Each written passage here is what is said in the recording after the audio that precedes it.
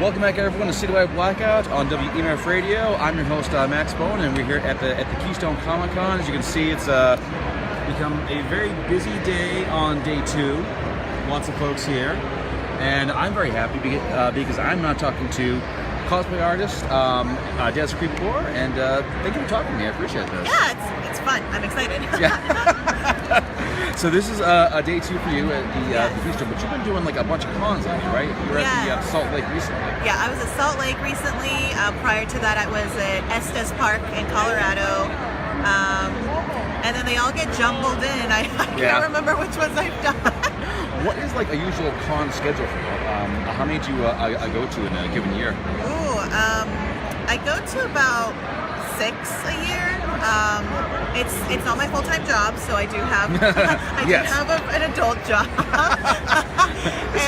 but this is like a job too, though, because you got to do all your own promotions, marketing, to make your costumes, of course. Yes, it is a job in itself, but I try not to look at it as a job.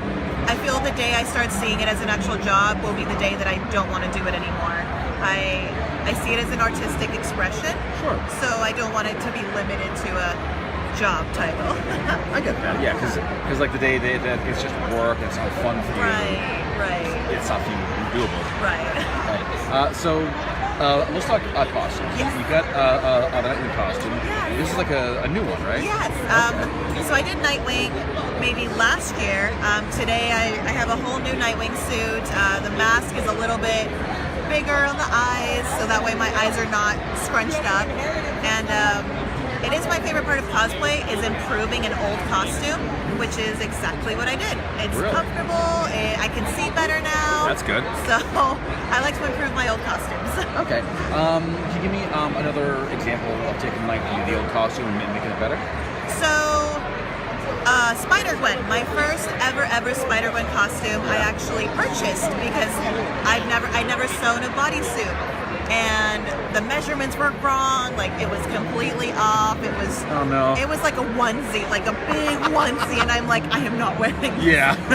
So then I just cut up the pieces, used them as a pattern, measured myself, and then remade my Spider-Gwen costume. Nice. So I've done it with Spider-Gwen. I'm doing it with Trunks from Dragon Ball Z. The shoes are comfortable, but I've seen a couple other Dragon Ball Z cosplayers here, and I'm like, their shoes look even more comfortable. So I want to make more comfortable shoes. Now, do cosplayers like often like trade ideas for a cosplay? Like, how do you do this? How do you make the shoes and so forth? So I have found that some cosplayers don't like sharing ideas. Okay. But I've been very fortunate that every time I ask for help, people respond very well.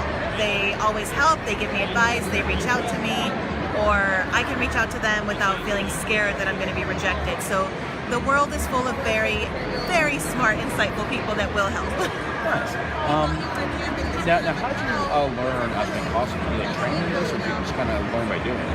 So I used to live in Malaysia, and I attended my first convention, anime convention, and there was so many cute Lolita maids there, and so they taught me how to make Lolita maid costumes, because I sat at their booth and I'm like, teach me, like I want to learn. And they had sewing machines, so they just started teaching me how to do trimming and how to do measuring and elastics. And after that I was like, okay, I can get on with this, I can do this. Yeah. So that's where I learned. I'm self-taught.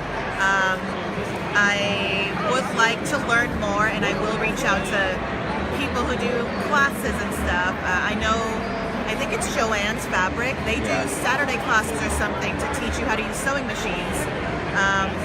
But I started hand sewing, and now I'm machine sewing, so I'm like, every night, like, I can do this. This is so Jeff. This is awesome.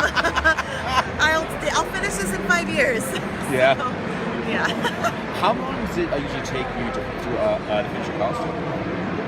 Sometimes it can take between 2 weeks to 3 months. So it depends on what it is. Some of the bodysuits take longer because they're files on Photoshop. It has to be printed on fabric, and then it has to be cut, and then it's sewn. So that one can be a process. Or if you're making armor, depending on the season. If it's winter, sometimes you got to heat things up a lot more. It takes a lot to dry. In the summer, it's too hot. Things melt. So you got you got to find a happy medium or have like a good workshop with like no outside weather, I guess, issues. Like, Where did you find that exactly? My basement. Oh, I've like insulated my basement, so my basement is now a cosplay mess. Oh. It's a mess right now, but it's there. But that's a good thing though, you Yes. know, because it shows that you're doing stuff. It's good and it's bad when you run in there like, I have a convention in 3 days. Where is this item? And it's like, I gotta throw things in the air and like look at all the Tupperwares and yeah. It's a mess right now. So it's all there, but it's a mess. It's a good thing though. Yeah. Now, do you do other cons all year round, or you just do like certain ones? So it depends on which cons contact me or which ones. If fans want to request me, they can email the convention, call them, and then they reach out to me. Or if there's one that I really want, I will personally reach out to them. Like, what do I need to do to get in the show? Yeah. Let's talk. The one that I do every year is my local home con, Salt Lake Fan Experience. It's my home convention. I go every year. Some of my favorite ones are actually not Comic Con related. They're actually PAX conventions, so they're video PAX games. is really good, yeah. So that's like my ultimate favorite convention. I love PAX. I had been to PAX East, and I walked in, and the crowd was just so huge. I walked out like an hour later, thinking, "Yeah, I really want to take a break. This is too much." It's overwhelming. But I go to PAX West in Seattle because I love Seattle. And PAX West actually has a sky bridge, and it's like a little breathing zone for people that need a break. Because it's AC, it's constant traffic, but at the very end there's sitting. So I'm able to sit for 10 minutes and just like compose myself and then go back to lining up to play a game. So it's good.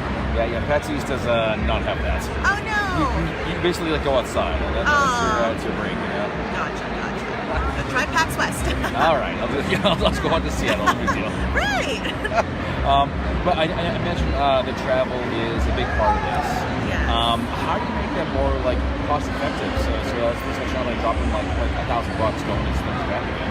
So a lot of times when shows bring me, it is part of, you know, sometimes there's contracts. It depends on what my agent has secured for me. So sometimes it is something I do have to worry about and save up. Sometimes it's not. Like I said, I only do 6 shows a year, so it does help with costs if there are any costs. Okay. Now, your agent, how did you meet them? So they're in Salt Lake. We actually became best friends, and then one day he's like, by the way, I'm an agent for like cosplay and this, and I'm like, oh. He's like, yeah. Would You're telling me this now? Like, thanks.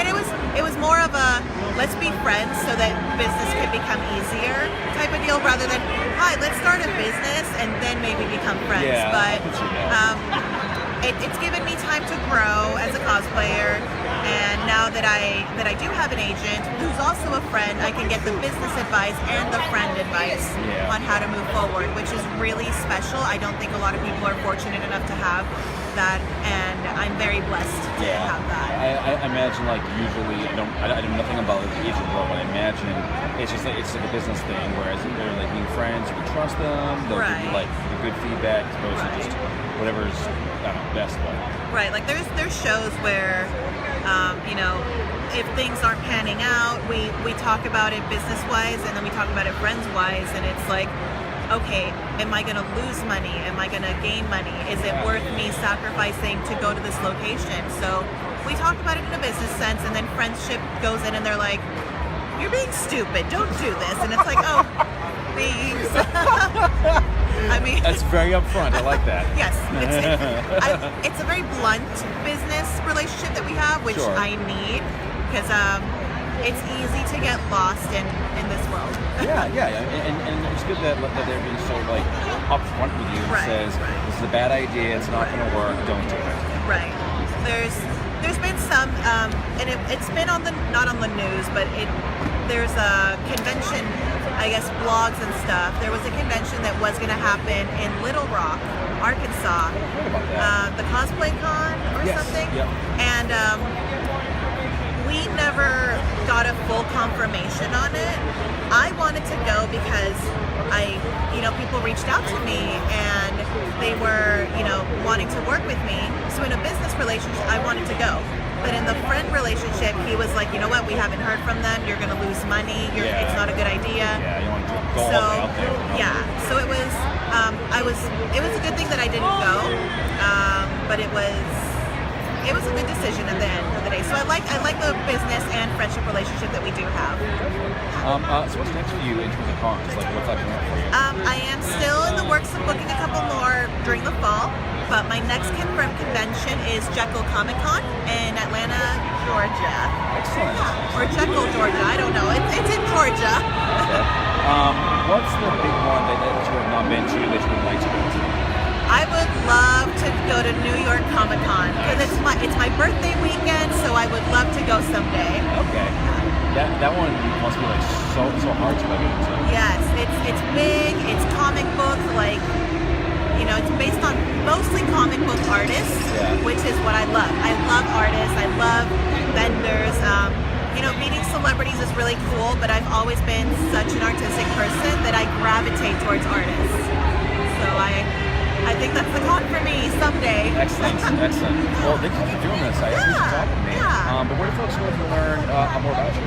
So I'm on all social media, Instagram, Facebook, Twitter, Twitch, and Patreon, all under Dezcreepcore. And if you're at the con, guys, come down. At Dez, she's really friendly. And all right, guys, that's all for now, and we'll see you soon.